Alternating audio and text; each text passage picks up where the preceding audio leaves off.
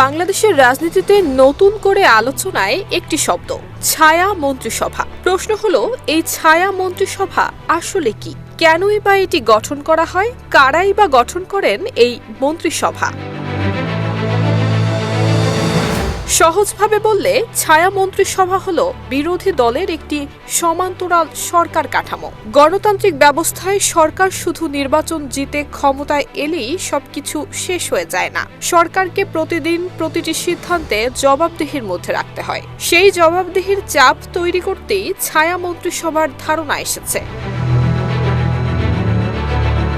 সংসদের বৃহত্তম বিরোধী দল সরকার গঠনের পর একটি আনুষ্ঠানিক ছায়া মন্ত্রিসভা ঘোষণা করে। এখানে সরকারের প্রতিটি গুরুত্বপূর্ণ মন্ত্রণালয়ের বিপরীতে একজন করে ছায়া মন্ত্রী থাকেন।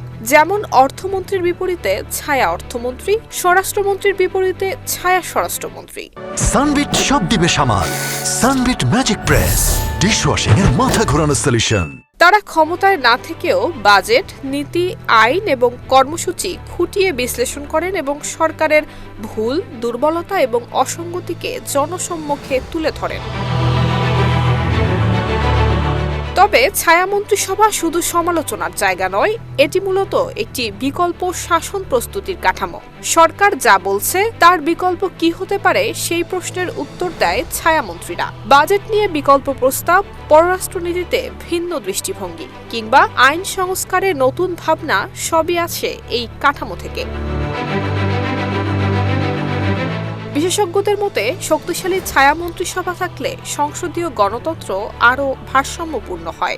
একদলীয় আধিপত্যের ঝুঁকি কমে, নীতি নির্ধারণে বিকল্প চিন্তা তৈরি হয়। সেই সাথে ক্ষমতার পালাবদলেও রাষ্ট্র পরিচালনায় ধারাবাহিকতা থাকে। ছায়া মন্ত্রিসভা সরকার না চালালেও সরকারকে সতর্ক রাখে।